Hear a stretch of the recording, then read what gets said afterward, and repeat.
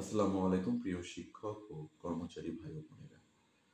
বেসরকারি শিক্ষা ব্যবস্থার বেসরকারি এমপিভুক্ত শিক্ষা ব্যবস্থার বৈষম্য দিন দিন বেড়েই চলছে। স্বাধীনতা 53 বছর চলে গিয়েছে, তারপরে এই বৈষম্য যেন বেসরকারি এমপিভুক্ত শিক্ষকদের পিছু ছাড়ছে না। আপনারা দেখবেন, আপনারা জানবেন যে 5ই আগস্টের পর থেকে অলরেডি 8টি প্রতিষ্ঠান সরকারিকরণ করা হয়েছে, মানে জাতীয়করণ করা হয়েছে। এই জাতীয়করণের মাধ্যমে এই যে এমপিওভুক্ত শিক্ষকদের সাথে সরকারি যে শিক্ষা প্রতিষ্ঠান আছে সেই প্রতিষ্ঠানগুলোর সাথে দিনের পর দিন, মানে সময়ের সাথে সাথে এই শিক্ষা প্রতিষ্ঠানের যে একটা বৈষম্য দিন দিন বেড়ে চলছে। আপনারা জানবেন যে চাকরি শুরু থেকে শেষ পর্যন্ত এই বৈষম্য কিন্তু কিছুতেই পিছু ছাড়ে না। অথচ একই সিলেবাসে, একই কারিকুলামে, একই সময়ে আমরা যারা এমবিএভুক্ত শিক্ষকরা আমাদের যে কর্মঘণ্টা, আমাদের যে দায়িত্ব যথাযথ পালন করছি, তারপরেও আমাদের প্রতি একটা বৈষম্য লেগেই থাকে। গত 21 বছর ধরে আমাদের কোনো বোনাস বাড়েনি, চিকিৎসা ভাতা মাত্র 500 টাকা, বাড়ি ভাড়া মাত্র 1000 টাকা। এই 1000 টাকার বাড়ি ভাড়া দিয়ে আমাদের শিক্ষকরা কোথায় থাকবে? গাছতলায় থাকবে। বিনা চিকিৎসায় আমাদের শিক্ষকরা মারা যাচ্ছে, বাট দেখার কেউ নেই, রাষ্ট্র নীরব। আমার কথা হলো যে আপনারা এই যে শিক্ষক নিয়োগ দিবে, তাদের যদি বেতন না দিতে পারেন, তাদের যদি বেতন ভাতা বোনাস যদি না দিতে পারে, এই নিয়োগ প্রক্রিয়া বন্ধ করে দেন কেন? এই যে শিক্ষা ব্যবস্থা একটা বৈষম্য নীতি থাকবে, একটা নির্যাতন নিপীড়ন থাকবে। এই যে বিচ্ছিন্নভাবে কিছু স্কুল প্রতিষ্ঠানকে সরকারিকরণ করা হচ্ছে, শিক্ষা প্রতিষ্ঠানকে। তো এতে করে যে একটা যে আমাদের যে আন্দোলনকে অগ্রাহ্য করা হচ্ছে, আমাদের দাবি দাওয়াকে অগ্রাহ্য করা হচ্ছে। এর মধ্যে আবার দেখবেন যে আমাদের আমাদের যে পেনশনের একটা বিষয়, আমাদের এখানে কিন্তু পেনশনের কোনো সিস্টেম নেই। আমাদের যে বাড়ি ভাড়া বাড়ি ভাড়া মাত্র 1000 টাকা, সেটা পিয়ন হোক বা হেডমাস্টার হোক বা অধ্যক্ষ হন, সবাই 1000 টাকা বাড়ি ভাড়া পাচ্ছে। এই সমস্ত কি? একটা মানুষ 30 বছর চাকরি করেও 1000 টাকা, একটা অন্য অন্য ক্ষেত্রে একজন চাকরিতে এন্ট্রি লেভেলে 1000 টাকা। তো এইখানকার একটা বিষয় আপনারা মনে রাখবেন যে যে নদীতে স্রোত থাকে না সে নদী মরা, মৃত। তো বেসরকারি শিক্ষকদের জীবনে যদি এরকম প্রমোশন যদি না থাকে, তাদের যে বেতন যদি স্টিল ওয়াটারের মতো একেবারে নীরব, মানে নিশ্চুপ থাকে, তাহলে তাদের দ্বারা কি করে আমাদের শিক্ষা ব্যবস্থাকে আমরা ডেভেলপ করবো? আমাদের শিক্ষার মান আমরা কিভাবে উন্নয়ন করব? তো আমি বলবো যে এই যে এই যে বৈষম্য, আমরা একটা বৈষম্য বিরোধী যে একটা আন্দোলন হলো, এখন বৈষম্য বিরোধী একটা সরকার আছে। এই সরকার যদি শিক্ষকদের দিকে ভালোভাবে না দেখে, শিক্ষকদের অভাব, অভিযোগ, অনুযোগ যদি এগুলো না শুনে, তাহলে আমাদের শিক্ষা ব্যবস্থা সত্যিই একটা ধ্বংসের দ্বার প্রান্তে পৌঁছে যাবে। আপনারা দেখবেন যে অনেকগুলো কমিশন করা হয়েছে, কিন্তু কি একটা মানে অদৃশ্য কারণে আমাদের যে শিক্ষা কমিশনটা গঠন করা হয় নাই। কমিশন গঠন করা হলে শিক্ষার যে বৈষম্য, শিক্ষাক্ষেত্রে যে বৈষম্য, সেগুলো ফাইন্ড আউট করা যেত এবং সেইগুলো ফাইন্ড আউট করে বিভিন্ন সুপারিশ এখানে থাকতো। তো এখানে একটা প্রবলেম, এমপিওভুক্ত শিক্ষক কর্মচারীদের যে চাকরির কোনো নিরাপত্তা নেই, যে কোনো মোমেন্টে তাদের চাকরি চলে যাচ্ছে। এটা একটা খুবই অনৈতিক এবং অমানবিক একটা বিষয়। তারা 10 বছর চাকরি না করলে তাদের নির্দিষ্ট পরিমাণ বেতন পান না, বা তারা চাকরি থেকে রিটায়ার করলেও তারা চাকরির 4 থেকে 5 বছরের মাথায় তারা তাদের যে অবসর কল্যাণের টাকা পান, অনেক ক্ষেত্রে তারা পান না। তো অনেক ক্ষেত্রে তারা মারাও যান। তো এই যে শিক্ষকরা যেখানে সার্ভাইভ করার জন্য বছরের পর বছর চেষ্টা করে যাচ্ছে, সেখানে শিক্ষার মান উন্নয়ন, সেটা সত্যি একটা আকাশ কুসুম একটা বিষয় আমার কাছে। তো আমরা দেখেন যে বেসরকারি শিক্ষকরা শুধু এইমাত্র শিক্ষকতা পেশাকে তারা কিন্তু একমাত্র জীবিকার হিসাবে তারা নেননি। কারণ এই শিক্ষকতা পেশা দিয়ে তাদের কিন্তু পেট চলে না, তাদের এর বাইরেও কোনো না কোনো কাজ, পার্ট টাইম কাজ করছে। এই যে কথায় কথায় আপনারা বলেন যে প্রাইভেট বাণিজ্য মুখে ফেনা তুলে ফেলেন, কিন্তু একজন 12,500 টাকার একজন শিক্ষক প্রাইভেট ছাড়া কি করে চলবে, সেটা আপনারা আনসার দিতে পারবেন? 12,500 টাকার একজন শিক্ষক, বেতনের একজন শিক্ষক কি করে প্রাইভেট ছাড়া সে টিকে থাকবে? যারা প্রাইভেট পড়াতে পারেন না তারা কোনো ফার্মেসির সাথে যুক্ত আছেন, যারা প্রাইভেট পড়াতে পারেন না তারা ছোটখাটো বিজনেসের সাথে যুক্ত আছেন। তো একজন শিক্ষক যদি এই শিক্ষকতা বাদ দিয়ে অন্য কোনো পার্ট টাইম কাজ করতে হয়, এই শিক্ষকের সৃজনশীলতা বলে কিছুই থাকে না। একজন শ্রমিক যেমন কাজ করে, শিক্ষকরা একজন মেহনত শ্রমিক ছাড়া আমি কিছু মনে করি না। কারণ শিক্ষকদের পেটে যদি আমরা ভাত না থাকে, তাহলে এই সম্মান দিয়ে তারা কি করবে? যে সম্মান তাদেরকে, যে বেঁচে থাকার বা জীবন জীবিকা, যে জীবন নির্বাহের জন্য কোনো ধরনের বন্দোবস্ত করেনি, যে শিক্ষা ব্যবস্থা, যে রাষ্ট্র ব্যবস্থা শিক্ষকদের দিকে তাকায়নি, সেই শিক্ষা ব্যবস্থা অবশ্যই মুখ থুবড়ে পড়বেন। যে আপনারা দেখেন এই যে নকল হচ্ছে, নকলের সবাই চুপচাপ থাকে, কথা বলে না।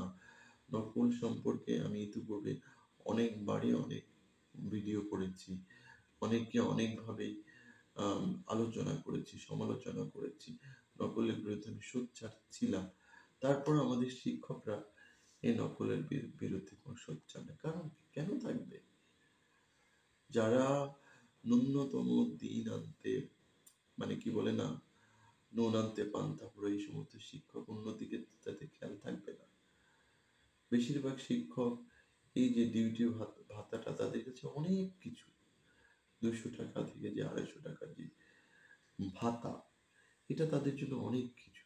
তারা অনেক ক্ষেত্রে অসঙ্গতি দেখা পড়লেও তারা কিন্তু সেটা দেখবে না। কারণ আমার যদি পেট না চলে, আমার অসঙ্গতি দেখার টাইম আমার নাই, সত্যি কথা অর্থে। তো এখানে যে শিক্ষকরা একটা মানবেতর জীবন যাপন করছে, কিন্তু রাষ্ট্র একেবারে চুপ, নির্বাক। এভাবে চললে শিক্ষার মান উন্নয়ন কখনোই সম্ভব নয়। তো আমাদের দেশে দেখবেন যে আমাদের যে শিক্ষার্থীরা বেশিরভাগ কিন্তু চলে যাচ্ছে, প্রাইমারি লেভেল বলেন বা মাধ্যমিক লেভেল বলেন বা ইউনিভার্সিটি লেভেল, যাইটা বলেন না কেন, ঝরে পড়ছে।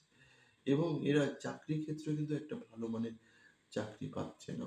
এবং এরা দেখা যাচ্ছে যে এরা এসএসসি পাশ করে বিদেশে চলে যাচ্ছে বা অন্য কোনো পেশার সাথে কিন্তু যুক্ত হচ্ছে, তাদের পড়াশোনা কিন্তু সেই সম্ভাবনা কিন্তু থাকছে না। এখানে আমাদের শিক্ষা ব্যবস্থার যথেষ্ট ত্রুটি রয়েছে। এই ত্রুটি মুক্ত শিক্ষা ব্যবস্থা যতদিন না করা সম্ভব হবে, শিক্ষকদের মানসম্মত বেতন না দেওয়া সম্ভব হবে, শ্রেণীকক্ষে পাঠদানে শিক্ষকদের যদি মনোযোগী না করা যায়, শিক্ষার্থীদেরও মনোযোগী করা যাবে না। তো এই সামান্য বেতন দিয়ে শিক্ষকদের এভাবে নির্যাতন করে, মানসিকভাবে, শারীরিকভাবে, অর্থনৈতিক নির্যাতন করে একটা দেশ সামনে এগিয়ে যেতে পারে না। তো আমি বলবো যে শিক্ষকদের যথার্থ যদি বেতন না দেয়া হয়, একজন মেধাবী শিক্ষার্থী, যারা মেধাবী তারা কিন্তু এই পেশাকে অলরেডি না করে দিবে। এবং এখানে কিন্তু ভালো মানের শিক্ষকও কিন্তু আমরা খুঁজে পাবো না। সেক্ষেত্রে আমাদের শিক্ষা ব্যবস্থা কিন্তু ধুঁকে ধুঁকে মরবে। তো ভালো শিক্ষক নিয়োগ করার ক্ষেত্রে অবশ্যই তাকে ভালো সম্মানী দিতে হবে। এই যে এন্ট্রি লেভেল থেকে যে একজন শিক্ষকের সাথে একজন অমানবিক একটা আচরণ করা হচ্ছে, যেখানে সরকারি স্কুলে 12,500 টাকা এন্ট্রি, মানে শুরু থেকে, সেখানে আহ দুঃখজনক হলেও সরকারি স্কুলে 12,500 টাকা না, 16,000 টাকা যে স্যালারি দেওয়া হয় বেসিক স্কেল এর শুরুতে। কিন্তু আমাদের এখানে যে বেসরকারি এমপিভুক্ত শিক্ষা প্রতিষ্ঠানে 12,500 টাকা দেওয়া হয়। এই যে একটা ডিফারেন্স, বিএড করেন এই একটা কারণে, একটা ডিগ্রি না, কিন্তু সরকারি স্কুলে কিন্তু এই বিএড এর কোনো বালাই নেই।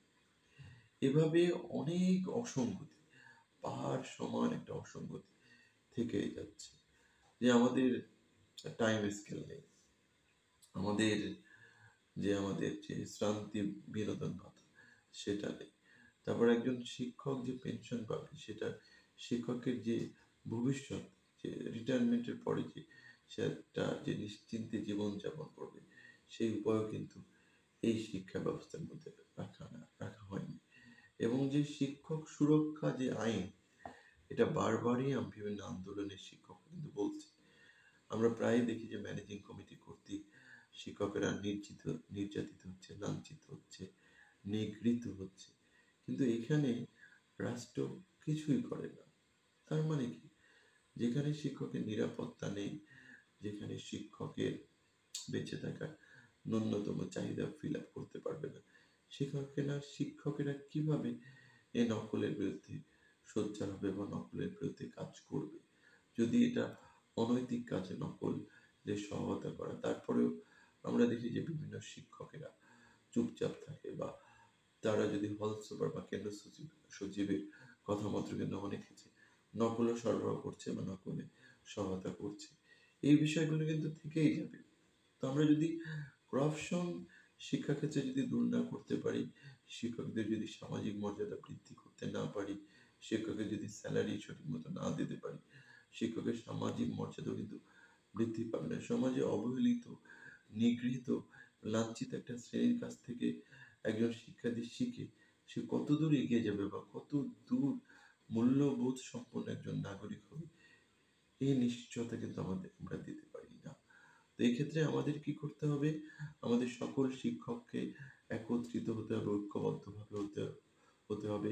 ঐক্যবদ্ধভাবে যদি আমরা আমাদের জাতীয়করণের আন্দোলনের এই বিষয়টা, আমাদের অভাব, অভিযোগ, অনুযোগের কথা আমরা যদি কোন সংশ্লিষ্ট কর্তৃপক্ষকে জানাতে পারি, অবশ্যই আমাদের জন্য কিছু একটা সুখবর আমাদের জন্য থাকবে। কিন্তু আমরা যদি এই যে বিভিন্ন জাতীয়করণের আন্দোলনের সময় আমরা ঘরে বসে যদি আমরা ফেসবুকের মাধ্যমে যদি সমালোচনা বা ঝড় তুলি, এটা কোনো ফলপ্রসূ কোনো একটা সার্থকতা বয়ে নিয়ে আসবে না। তো আমি যেটা মনে করি যে আমাদের শিক্ষকদের এত 60-61টার মতো সংগঠন থেকে কোনো লাভ নেই। কারণ আমরা যদি আমাদের দাবি দাওয়া যথার্থভাবে যদি আমরা আদায় না করতে পারি, এই সংগঠন করার চেয়ে না করাই ভালো। একসময় দেখবেন যে এই বিভাজনের পরে একটা পর্যায়ে দেখা যাবে যে আমাদের নেতারাই শুধু এই জাতীয়করণ আন্দোলনে রয়েছে। এখানে কোনো শিক্ষকরা, সাধারণ শিক্ষকরা কিন্তু এই আন্দোলনে থাকবে না। একসময় বয়কট করে ফেলবে।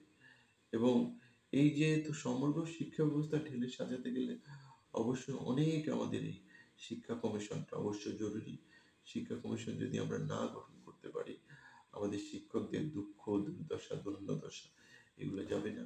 শিক্ষার মান উন্নয়ন করা সম্ভব না। শিক্ষার যে অসঙ্গতি আছে বা শিক্ষাক্ষেত্রে যে দুর্নীতি আছে, এইগুলো থেকে কিন্তু কখনোই আমরা মানে রক্ষা পাবো না, বা এই যে দুর্নীতি মুক্ত একটা শিক্ষা ব্যবস্থা আমরা গড়ে তুলতে পারবো না। তো সবাইকে ধন্যবাদ জানিয়ে আমি আমার আজকের ভিডিও এখানে শেষ করছি। পরবর্তীতে আমি আরো শিক্ষকদের প্রতি যে বৈষম্য, অনাচার, অবিচার করছে এ সম্পর্কে আরো বিস্তারিত অন্য একটা ভিডিওতে বলবো। ততক্ষণ পর্যন্ত সবাই ভালো থাকবেন, সুস্থ থাকবেন, এবং আল্লাহ পাক আপনাদের সবাইকে আহ অন্তত নিজের ভালো বোঝার যে একটা যে বোধ, এটা দিক আল্লাহ তাআলা আপনাদের। কারণ আমরা এখনো দেখতে পাই যে আমার যে কোনো আন্দোলনের সময় কিছু শিক্ষক শুধু তামাশাই করে যায়, বাইরে থেকে শুধু মজাই নেয়, কিন্তু যে রাজপথে তাদের উপস্থিতি একদমই তাদের নেই। আজকে আমাদের এত মানে 50-এর অধিক সংগঠন কেন আমাদের হবে? কেন আমরা একমত হই না কেন? আর যে কোনো আন্দোলনের উপর আমি মনে করব সংশ্লিষ্ট নেতাদের একটা যেটা যে সমন্বয় যেটা থাকা উচিত, সেটা আমি কিন্তু বিভিন্ন ক্ষেত্রে আমি দেখছি না। বা জেলা বা উপজেলা যে কমিটি থাকা উচিত, মানে যেটা হলো জাতীয়করণ প্রত্যাশী জোটের বা যারা জাতীয়করণের প্রত্যাশী, যে জাতীয়করণ মঞ্চে যে কমিটি থাকা উচিত, এটা এখনো কিন্তু কোনো জেলা পর্যায়ে হয় নাই বা কোনো উপজেলা পর্যায়ে হয় নাই। এক্ষেত্রে যারা নেতৃস্থানীয় পর্যায়ে যে সমস্ত শিক্ষকরা আছেন, তারা অবশ্যই এই বিষয়টা ভেবে দেখবেন। নতুবা অবশ্যই আমাদের কর্মী সংকটের কারণেই আমাদের আন্দোলনগুলো বিফলে চলে যাবে। কারণ আমার জাতীয়করণ বিষয়টা কিন্তু বিশাল একটা ব্যাপার। এই যে যে ৫ লক্ষর মতো যে শিক্ষক কর্মচারী, এদেরকে একটা প্ল্যাটফর্মে আনাটা সবচেয়ে বড় চ্যালেঞ্জিং বিষয়। এই চ্যালেঞ্জিং এ যদি আমাদের নেতারা যদি সফল হন, অবশ্যই আমরা জাতীয়করণ আন্দোলনে অনেকাংশে এগিয়ে যাব। ধন্যবাদ সবাইকে। সবাই ভালো থাকবেন। সবার সুস্বাস্থ্য কামনা করছি এবং আমাদের মধ্যে যেন ঐক্যবদ্ধ ঐক্যবদ্ধভাবে যেন আমরা আমাদের সুখে